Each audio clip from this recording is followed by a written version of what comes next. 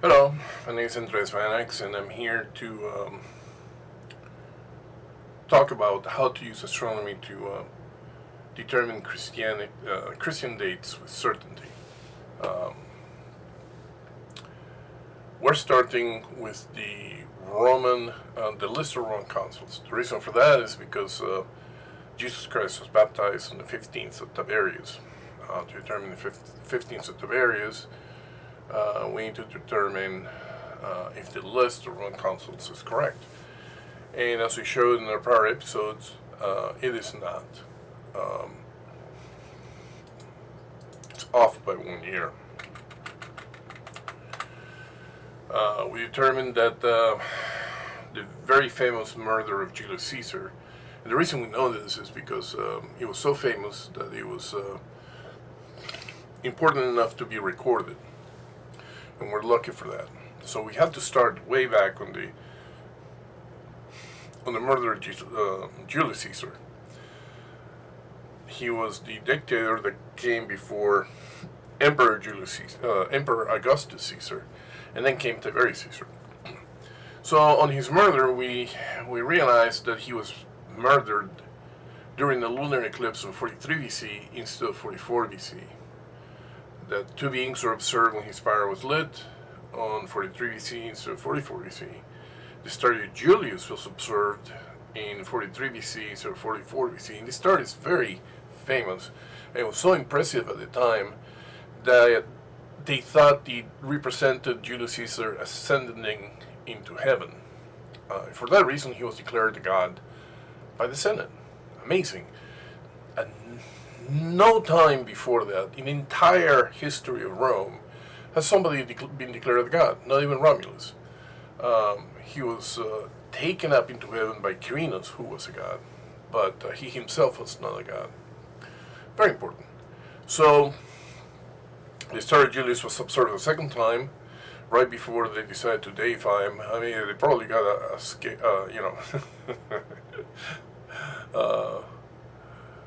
appearing twice. They thought it was pretty important, so they decided to deify him. So that happened, conventionally thought to happen in 42 BC, and it instead happened in 41 BC. So now if we look at the list of Roman consuls, if we pull it up, we see that the conventional dates for the list, which are Julius Caesar for the third time and Aemilius Lepidus, then Julius Caesar for the fourth time by himself, then a bunch of suffect consuls, which means extra consuls at the end of the year, they don't count, and then Julius Caesar and Mark Antony on the year he died, on 44 BC. So we can make our own list, our corrected list. It's a useful thing to do. So let's do that. Let's go Excel.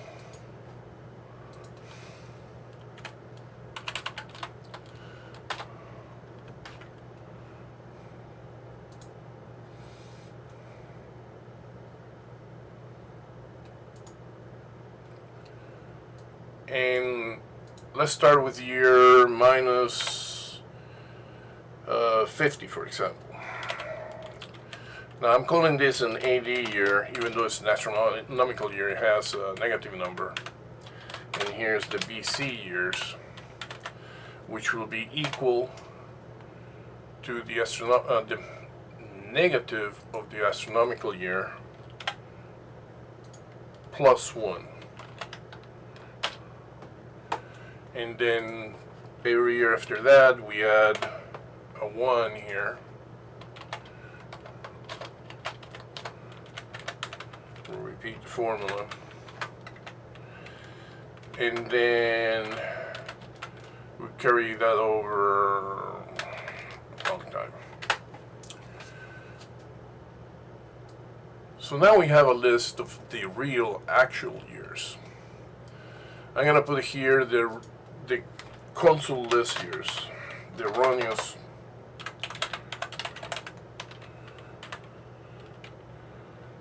consul list.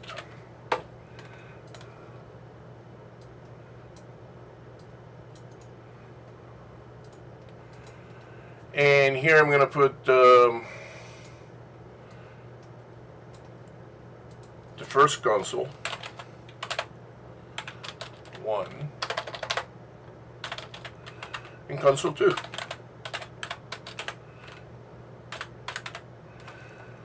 So now we know that on what they think is 46 BC, it's actually 45. We have Julius Caesar's third and Lepidus.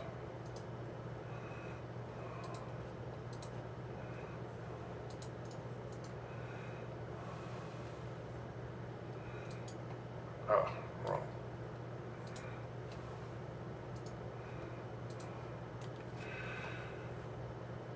So they think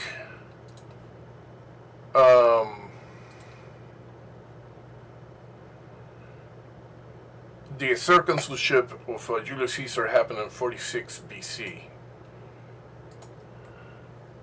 But that demonstrated the whole list is the list is shifted. So it's actually 45 BC. So then next comes Julius Caesar by himself, his fourth consulate.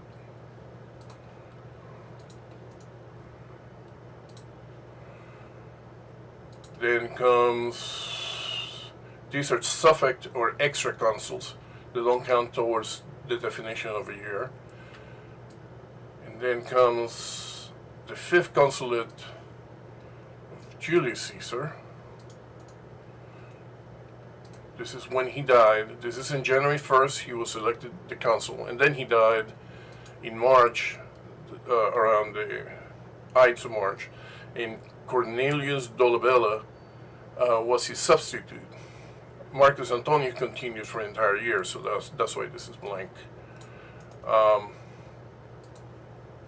we continue with our list. So this is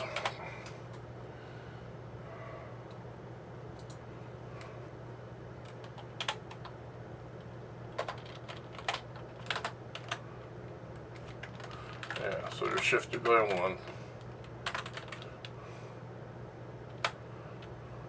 Until sometime that we haven't determined yet. We'll determine it later.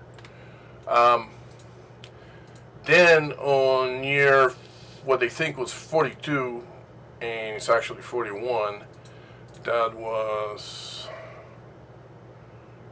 so here we have, sorry, Vidius Pensa was a consul, and he went to war.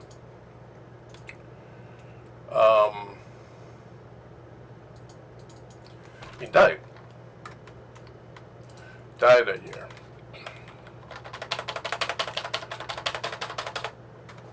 There was a civil war against Marcus Antonius, I think, or maybe the guys that killed Julius Caesar.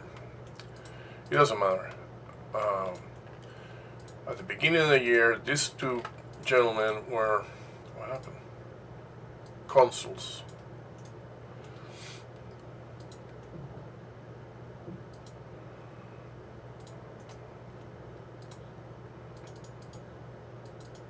And then they died. And then Augustus Caesar, who was 19 years old, had just received a ton of money as an inheritance from Julius Caesar.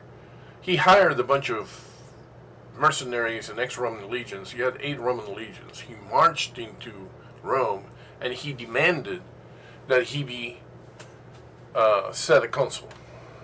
Because the other 2 consuls were dead. I mean, the Rome was left without consuls. So we see here, as a suffect consul, Julius Caesar, and he's, I think his cousin Tiberius. And then the year after that is 42.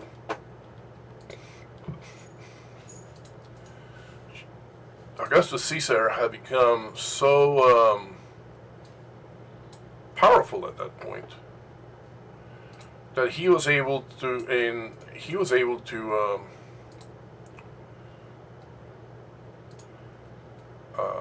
favor a declaration by the Senate saying that Julius Caesar ought to be declared a god. The advantage of that is that then he became the son of God. His official title was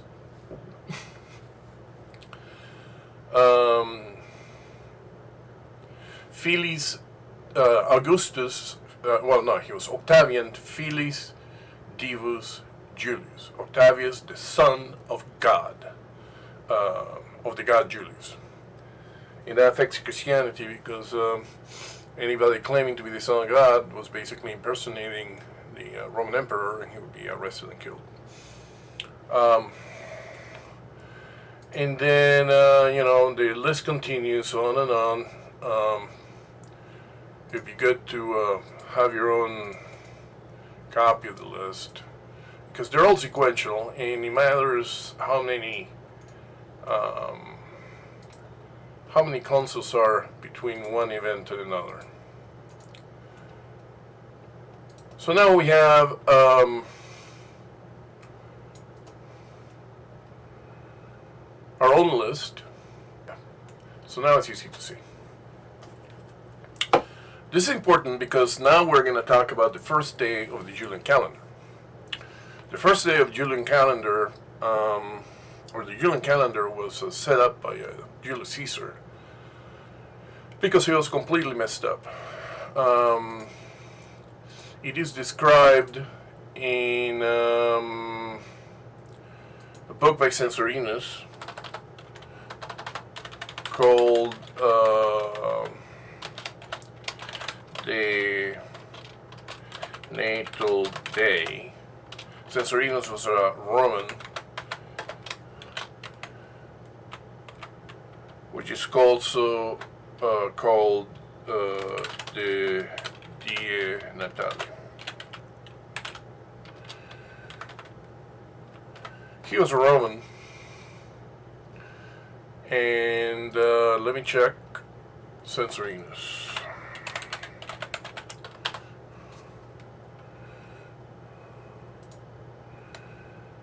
And he wrote around 230 AD.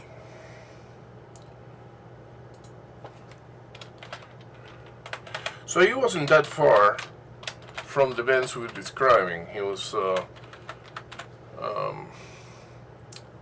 maybe 300 years, less than 300 years after Julius Caesar. I couldn't find his book. Archive.org has them in Latin version. I was having a lot of trouble trying to translate it using Google, but you can find it with Google Books. So if you do a search for Google Books Censorino Natal Day, it'll show up the Natal Day Censorino in Google Books. It's right here. Now you can read it, and because it's a free book, if you read it and then get out of it, you'll see it in this list of the books that you read or read, and then down here in the three dots you can say export. And when you export it as a PDF, then you have better search capability. Wow.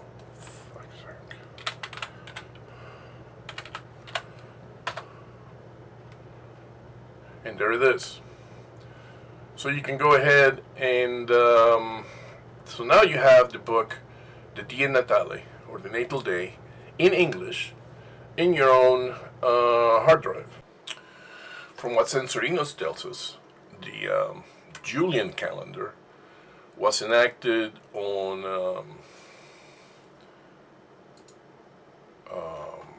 Julius Caesar's fourth consulship. So we go by the consuls list. It was fourth consulship.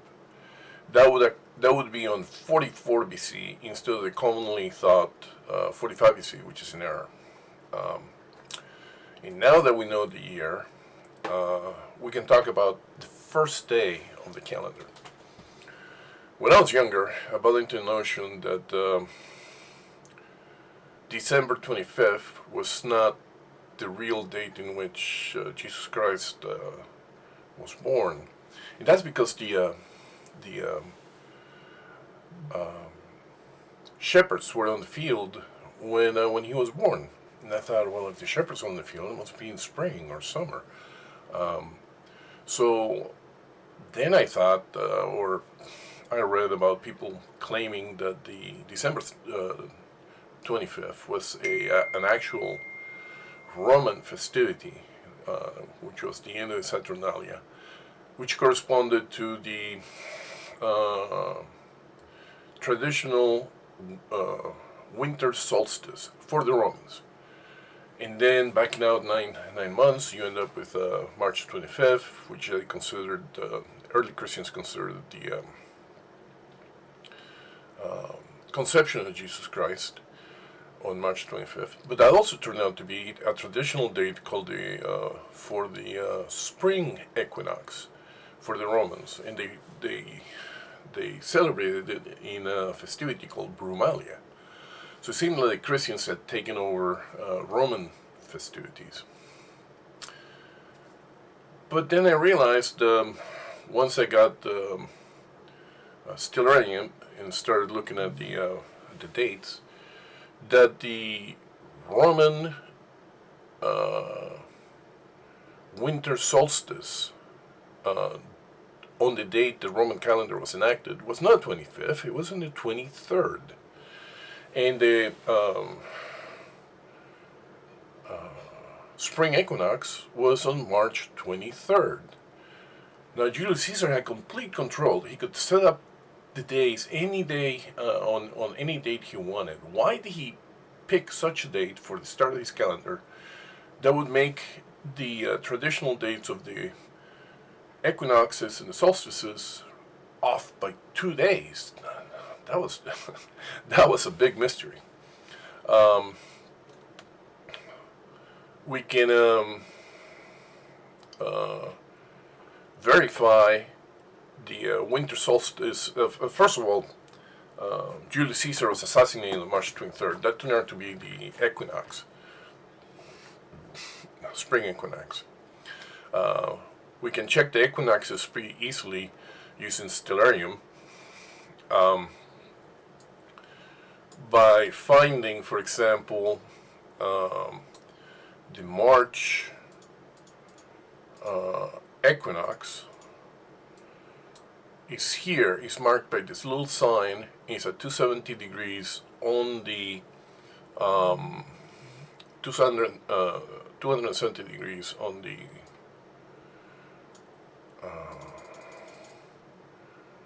I'm sorry, where's the sun? Let's take out the, to make things easier, let's take out atmospheric visualization. Let's take out the ground. Let's look at the sun. And here we go. 0 is the spring equinox. So then, oops. What happened? Here. If we look at the sun,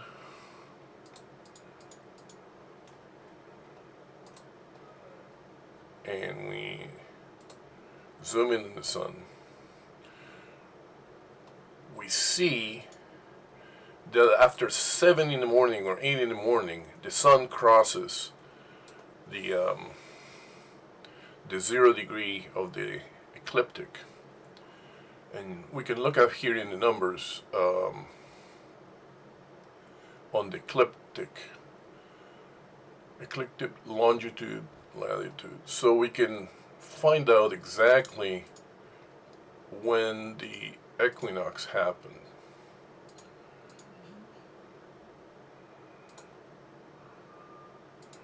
By going back a few minutes,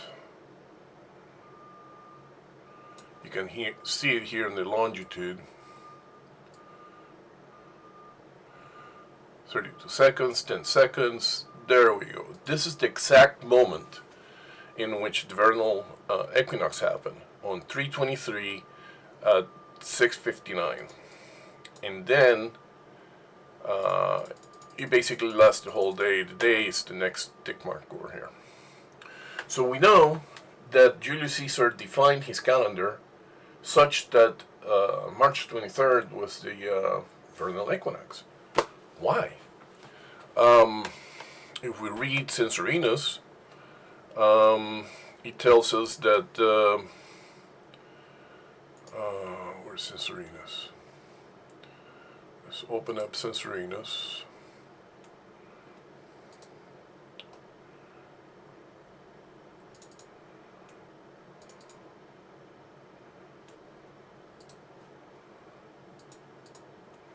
And we search for Julius Caesar.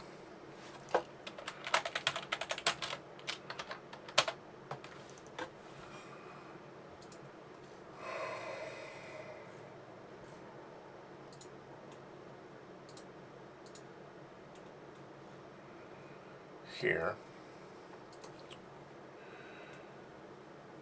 we see that the calendar was so confused that the confusion was such that Julius Caesar, the sovereign pontiff, resolved in his third consulate and that of Aemilius Lepidus to destroy the effect of past abuses by placing between the months of November and December 2 intercalary months of 67 days. He chose that number, completely up to him. And the day ended up being 445 days long, just to bring it up to align to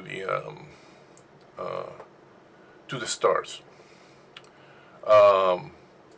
So we can tell how bad it was by calculating 445 minus 365.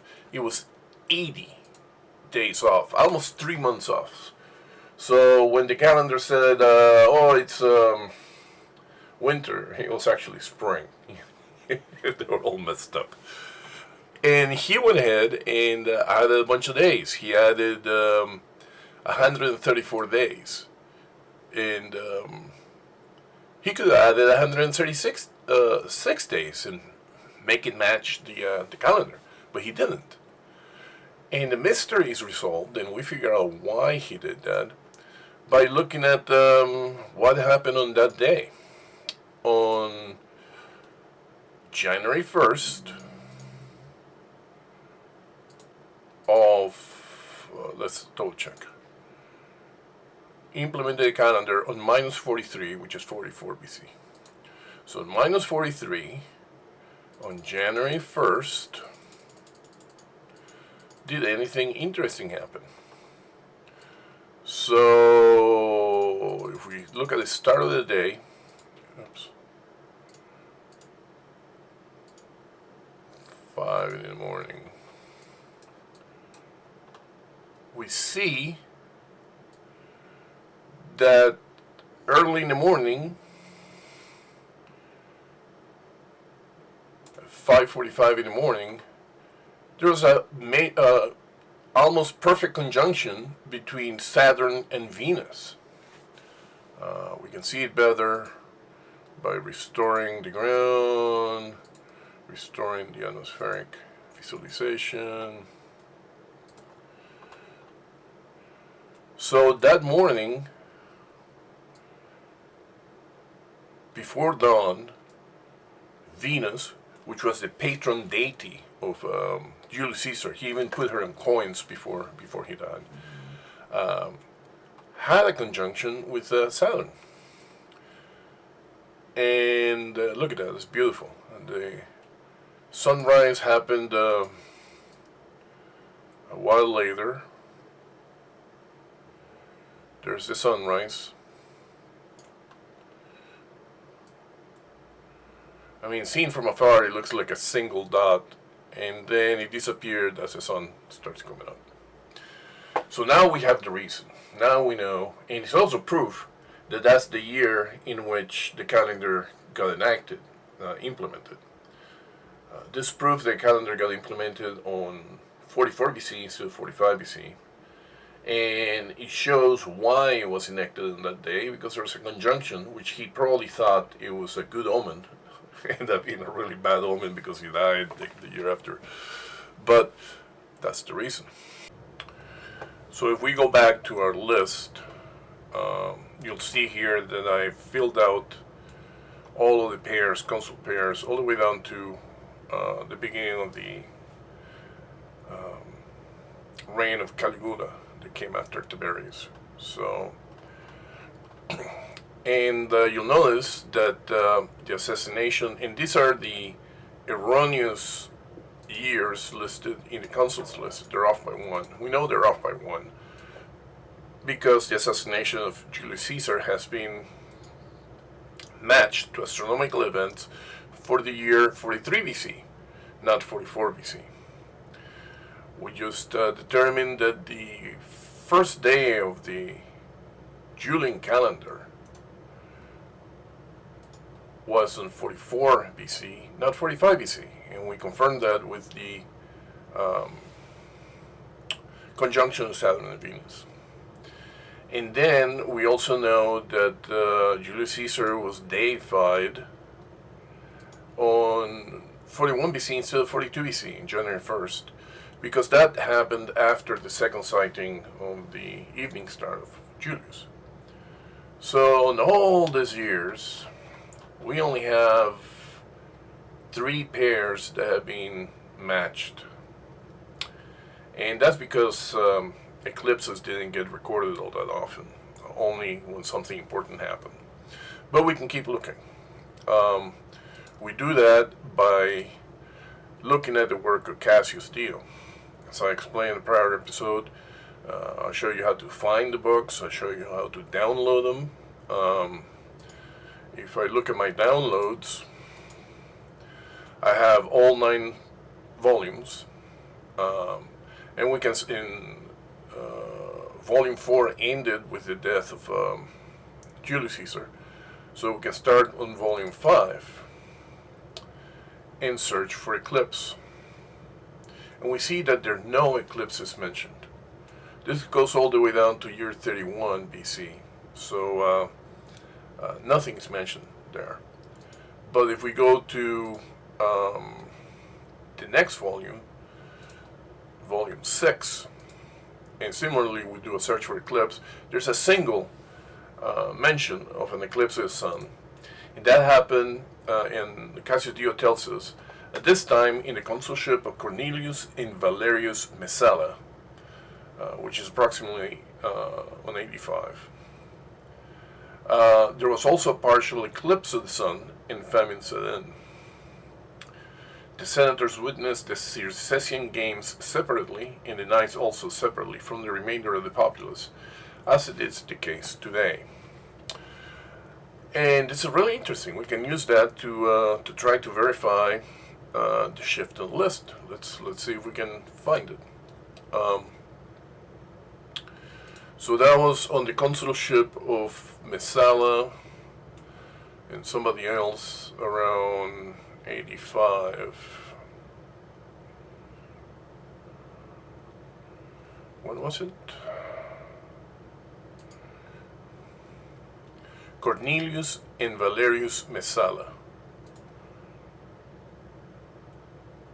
Cornelius and Valerius Messala. So that was in year 6, and this will be a partial eclipse of the sun.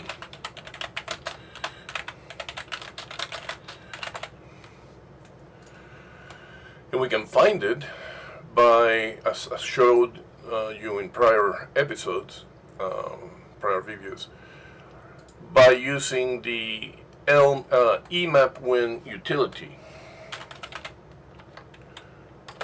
I'll already show you how to download it and how to use it. So first we open the file location, then we run the program, then we search all eclipses, even very small ones, near Rome or visible from Rome.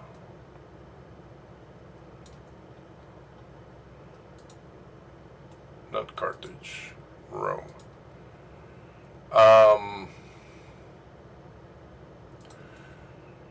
say display only those that can be seen from Rome.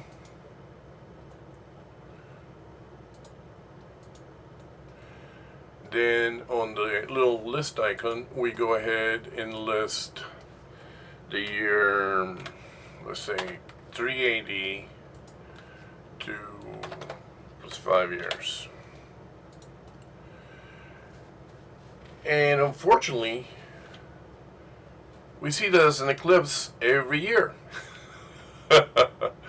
So we can't use that as a discriminant. Let's look at it more closely. Should be an eclipse on year 6 AD if the lift is shifted. So that would be the eclipse on September 11th of 6 AD. Now if we say draw, it tells us that it happened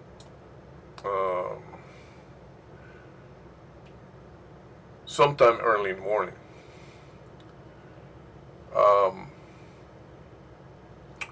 Then we can go to Stellarium 6911.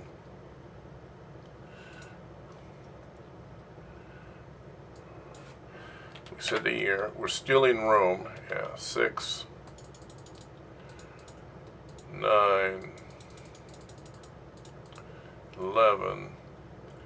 We can search for the moon, for example. And there we go. When we're looking at, if we focus on the sun, we'll see the eclipse magnitude is 436. And as we go back and forth in time, 7 for 9, 50. So the maximum eclipse magnitude is 450 at 644.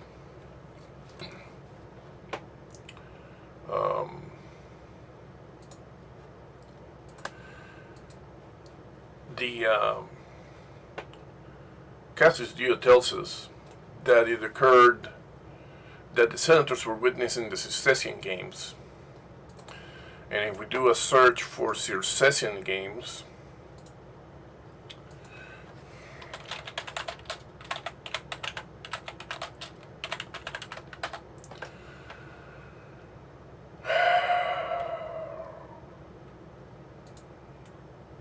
they were done in the Circus Maximus.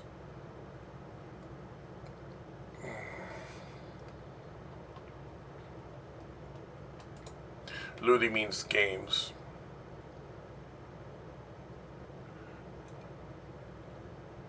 And the Ludi Circenses were the Ludi Romani and others. If we look at the Ludi Romani, or the Roman games, they're from September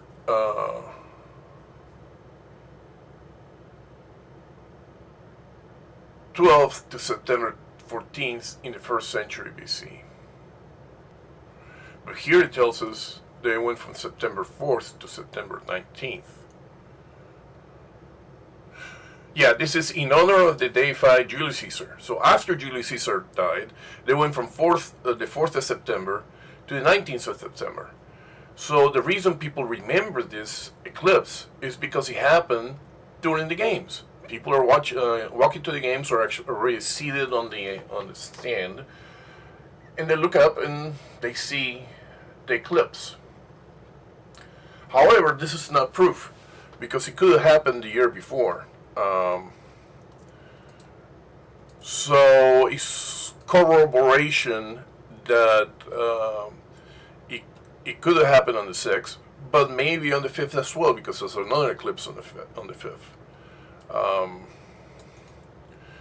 So we need to search harder. Now this was on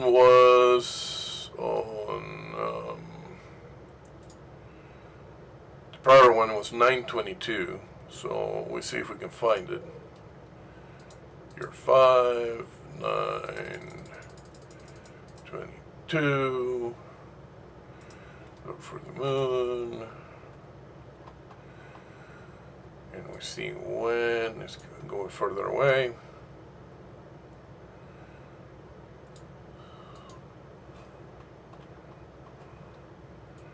So this one,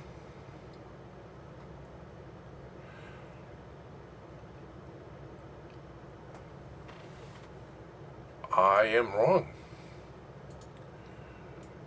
This one is not visible from Rome.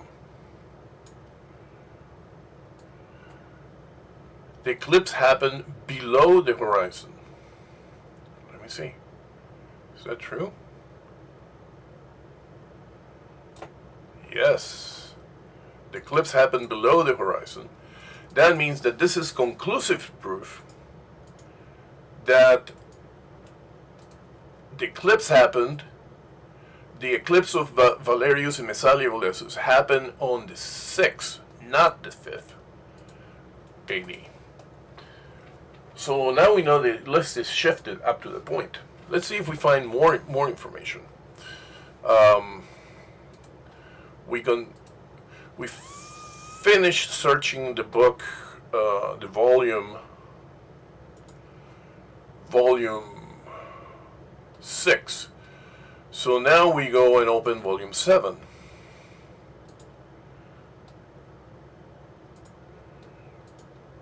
And once again, we search for an eclipse.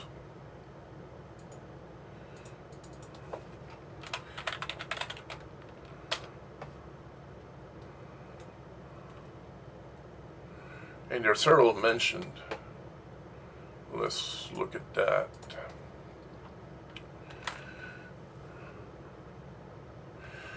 Now, this is a problem here.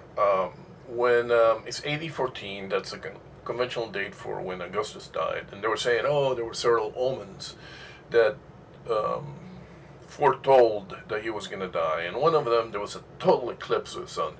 Does the sun suffer the total eclipse? And most of the sky seemed to be on fire. But that didn't happen. There was no eclipse of the sun at all. And we'll talk about it in a moment. So we can search for an eclipse near the death of Augustus, around 14 AD or so.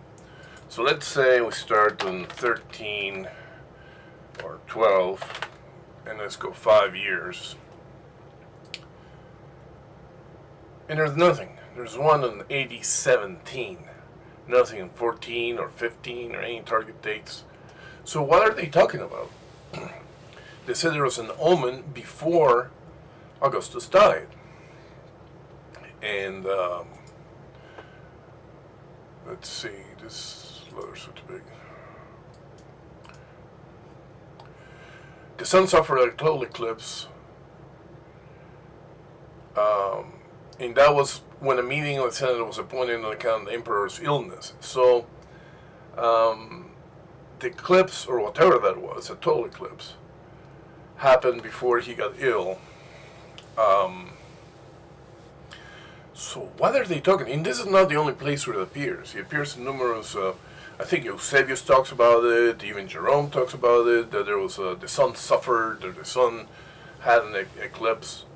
But it's not there. It didn't happen. So what are they talking about? Maybe they were saying he was such a great emperor that he must have had a premonition in the form of an eclipse. What I believe it happened is that it was not a solar eclipse, but it was a total lunar eclipse. So if we look at map win, open file location,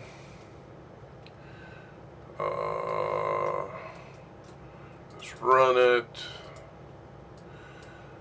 search for Rome, and I'm doing this in real time instead of showing you the answers, because I want you to learn how to do it. You should follow yourself. This class, you should have this open in your computer, and you should search like I'm doing now. Then you go to display and say display local at Rome, and then go to the list for lunar eclipses. Let's do the same thing. 12 plus 5, 801225. And then we see that, yes, there were two total lunar eclipses in the year 1480. But this is so vague and wrong that we can't use it. So we're going to ignore that eclipse and go to the next eclipse. Now, this one is very important. Augustus died, and then the troops in Pannonia mutinied as soon as they learned of the death of Augustus. They had a mutiny. They attempted to kill the commander. The demands were that the term of service should be limited to 16 years. They didn't want to be soldiers for more than 16 years.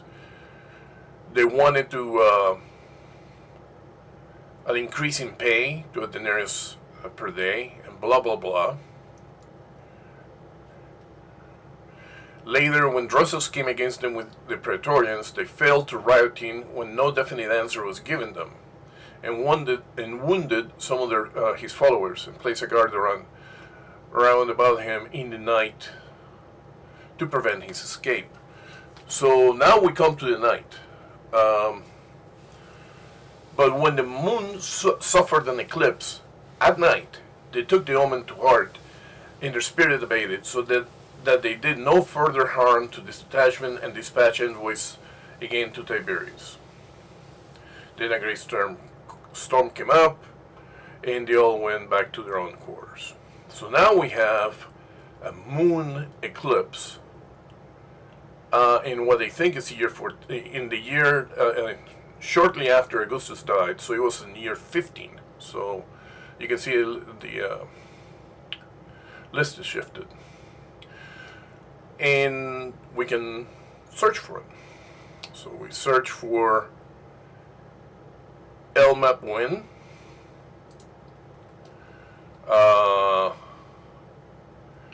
We search for year 15, and it tells us that there was another eclipse on the prior year. So how do we know? It had to be after August 19th. Goes to September, and this is September, yeah. So this one that happened in April can be eliminated. These two happen after August 19th, and this is the one that would correspond to a shifted list.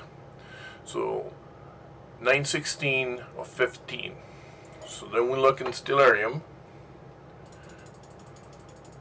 year 15.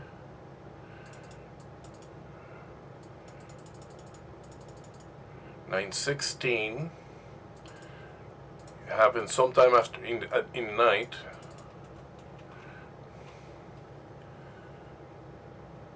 And look for the moon.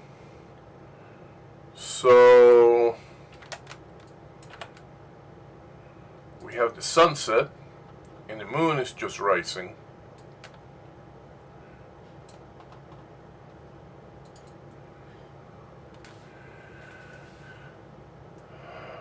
So 6, 7. So around 7 at night, you have the eclipse, and the maximum magnitude was around 8 at night. So this corroborates that the list is shifted because it happened on the 15th. 80, which is the year in which Augustus Caesar died. If we go to our list,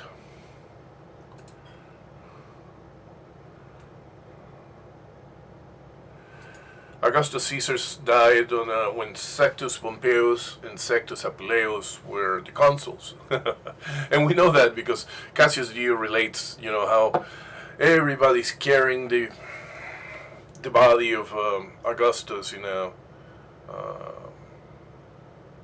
how they call it, on a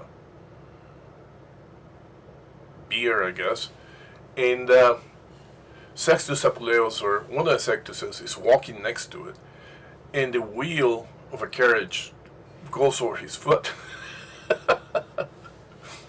So he broke his foot. So then they had to carry him in a litter next to the body of Pompeius, both of them being carried together. So because of that, we know for sure that it happened during the reign of the consulship of Sextus Pompeius and Sextus Apuleius. And that happened on year 15. The corrected year 15. And we can verify it by the lunar eclipse of 9 something. 9/16. Now, what about the other lunar eclipse? Could that have been a possibility? There was one in 927, so we can look for it. So let's try to find that potential eclipse, which is not the right one. So we have 927 on year 14 AD at sunset, because it happened at night. So we start looking for the eclipse. So let's zoom in on the moon. Zoom in some more so we can see it. And we travel the whole night to see when the eclipse happened. It's going too slow. So that's midnight, that's 28th. So it had to happen the day before. So we go past midnight. And then at 5 in the morning, the eclipse happened. But that doesn't correspond to because that's at dawn. The light's coming up. That does not correspond to a narrative. The narrative is that Roman came to try to dampen the rebellion. The rebelling forces fought with him a little bit, and then they captured him. And then it became night, and then the eclipse came, like we saw before, around I think it was 8 at night. And they got spooked because of the eclipse. And then everybody went back to their tents, and the rebellion ended. This eclipse, lunar eclipse, happened at dawn. So you couldn't have the dawn eclipse, and then a storm after that, and then everybody go back to their tents. You can't go back to their tents because at that time everybody's waking up and getting out of their tents. So we can discard this eclipse. And now that we have discarded that eclipse, we know for sure, with certainty, that the list is shifted on the 15th of AD. And now we have 1, 2, 3, 4, and 5 astronomical matches to console pairs. And this is pretty monumental because now we have mapped all or verified all of the dates for the entire reign of Emperor Augustus. And that's when Jesus Christ was born. And by making sure we know exactly which pairs of consuls correspond to which year, which they think they know, but they don't, their list is wrong. Now we can determine when the Roman census has happened, and from that we can find out when Jesus Christ was born. But we're on a roll here. Let's continue. Um, let's continue investigating year by year when the eclipses happen. So we have an eclipse here. And then, way, way in the future, on AD 45, that's when Claudius was emperor. They predicted, so they knew how to predict eclipses. They predicted that an eclipse of the sun was going to happen on his birthday. And he feared that there might be some disturbances in consequence. So they decided to explain tell the populace that an eclipse was going to happen and why. Now,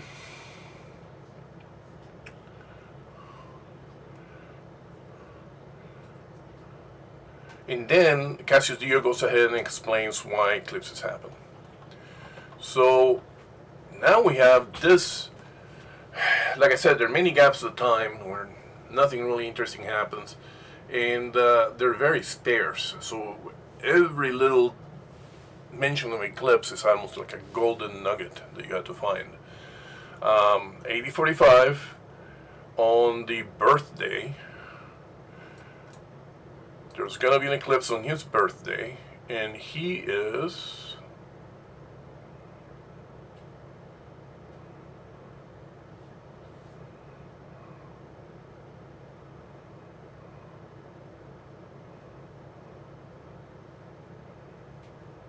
So that happened in the year before Valerius Asiaticus and Marcus Silanus became consuls. So if we look at the list of consuls,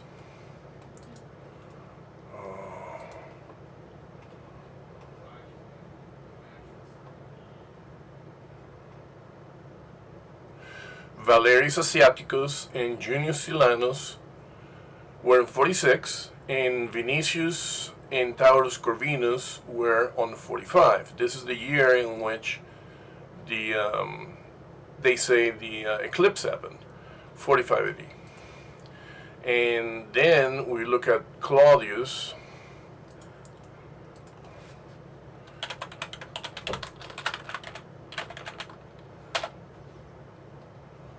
I can't spell. We see that his birthday was on the 1st of August. So now we can set this up. 45 to the 1st of August. Just look at the sun. And there's the moon.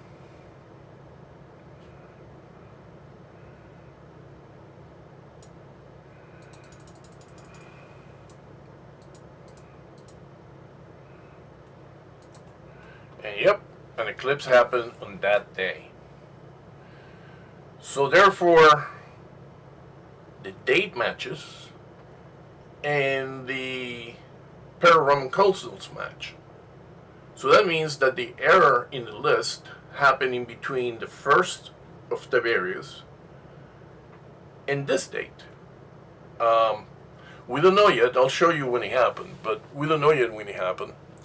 But by the birthday of Claudius in 45 AD, the list had corrected itself.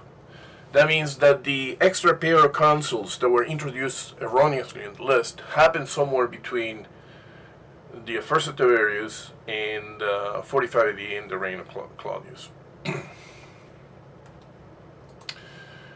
And in case people are still wondering what I'm talking about, suppose you have a long list of names here.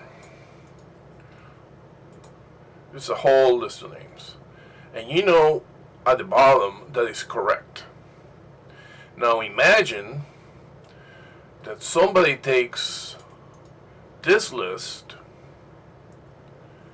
and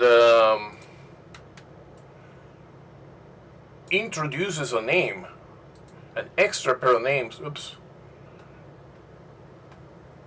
introduces an extra pair of names that shouldn't be there. Here. That shouldn't be there. So now the list looks like this. That means all these dates up here, going backwards in time, are off by 1 year, and they need to be brought down. So there's an extra pair of names of the consoles. The list that we have currently is, if you look at all the names, is the same as the list in the chronograph 354. This is a little farmer's almanac that was published in 354 AD.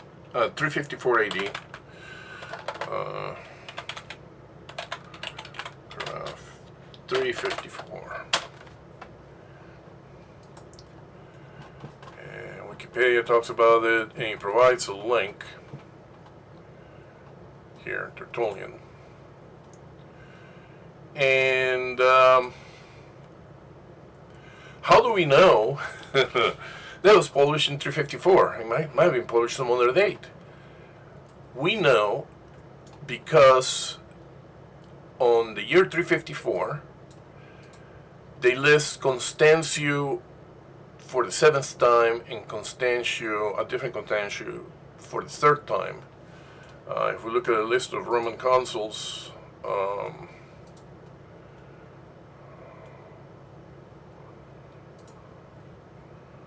we go to 354.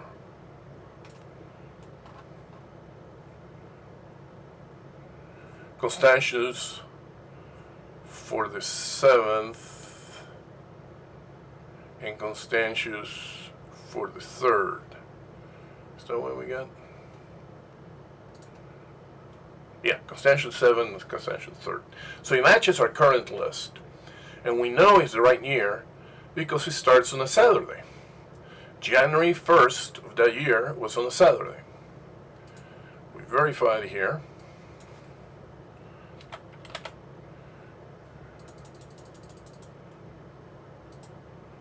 Ta-da! Saturday.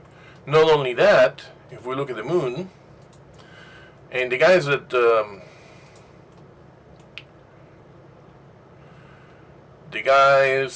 edited and translated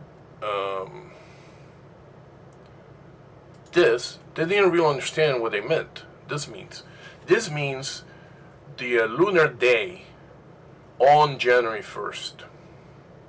So this is the 22nd day of the moon.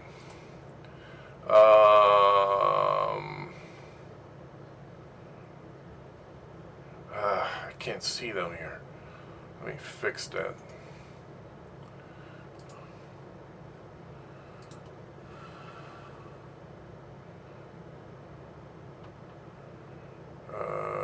Fixing the resolution.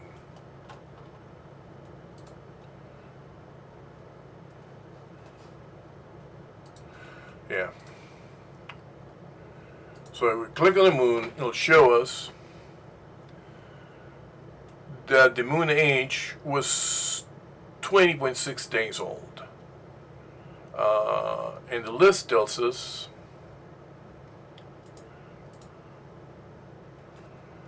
(22). So this is 9 in the morning. Let's pick 12. Because I don't really know if the Romans picked their moon at night or they picked it in the morning. So there's the moon. So the Romans say that's day 22. So if we go back, 22, 21, 20, 19, 18, 17, 16, 15, 14, 13, 12, 11, 10, 9, 8, 7, 6, 5, 4, 3, 2, 1. Where's the moon? There we go. So the calends was when the on the Roman calendar they called calends the new moon, and that's why we get the name calendar from the calends. Some people and some researchers have seen reports that say, the Romans calculated the new moon when the first sliver of light could be seen from the new moon. That's wrong. This document tells us that the moon was completely dark on percent illumination. It's in here somewhere. 1% illumination. You can't see it. So the Romans had defined their calendar, or the new moon, the first day of the lunar month, as completely dark. And we can verify that. We can verify that because Julius Caesar died, minus 42, I think.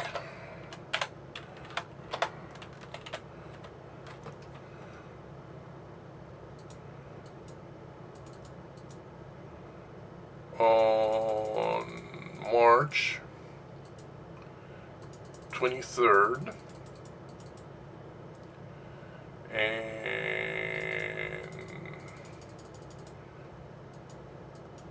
yeah, that's when they had a penumbral eclipse. You can barely see it here, and that was the 15th. So if this is the 15th, 14, 13, 12, 11, 10, 9, 8, 7, 6, 5, 4, 3, 2, 1. Once again, so now we have two data points that tell us that the calends of the Roman calendar were when the moon was completely dark. Looking again at the 354 document, I think of it as a farmer's almanac. So we go to the table of contents. You see they had all these documents, titles, images, they have a Philolian calendar, portraits of emperors. So we had verified that it was written on the consulate of the beginning of the year had Constantia 7 and Constantia 3rd. So it was written after the first of 354. And I'm here to tell you that the calendar corresponded to the next year. This is the calendar for 355. That's the same as any calendar. You publish a calendar in this year with the information for next year. And we know that because the first of the month had, well, let me go back. The Romans had an 8-day week. On the 8th day, they had a market day in which no official functions were done, and people set up their little stalls and markets, and they went shopping. And that happened, their week was 8 days long, and that happened on the 8th day. The Jews and early Christians had a 7-day week, Monday, Tuesday, Wednesday, Thursday, and Friday. And to the Jews, the 7th day was the day of rest. And for us, the Christians, the Sunday became our holiday because that's when Jesus Christ was reborn. So if you look here, the Romans didn't have numbers. Numbers didn't exist for the Romans. They only had letters. So what they did is they said the first few letters of the calendar are the numbers. So A, B, C, D, E, F, G. So you have 1, 2, 3, 4, 5, 6, 7.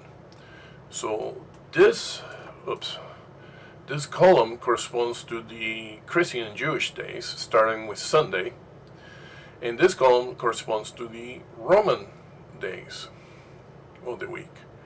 Because it goes 1, 2, 3, 4, 5, 6, 7, 8, 8, and then it repeats again. So this is telling us that the calendar ought to have started on Sunday. Let's check it out.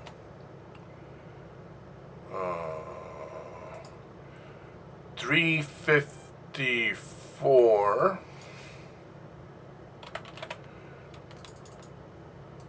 1, 1. Let's make this around noon. Was Saturday. So that's not the right day. If we go to 355, 1, 1, is Sunday. So it makes total sense. You write your information for your Farmer's Almanac, your almanac, and then when you display the days of the month and the celebrations is for the year after. So that's for 355. So now we know, without any doubt, that 355 is fixed at the bottom. And if you count the whole list of names going up, you can get the year.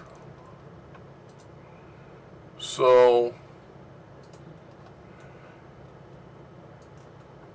if we know that this is 354, Constantia, and we have this entire list, and we assume the list is correct, no names have been added and no names have been subtracted, then by the time we get to 8045, we have Vinicio and Corvino. Let's check it out. 45.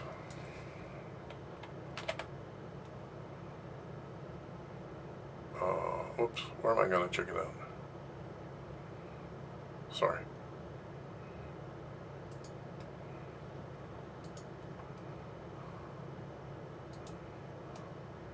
We're talking about 45.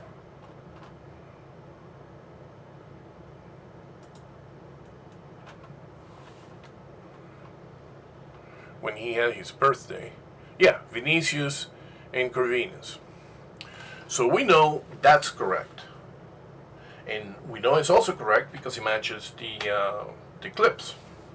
So somewhere between here and Vinicius and Corvinus and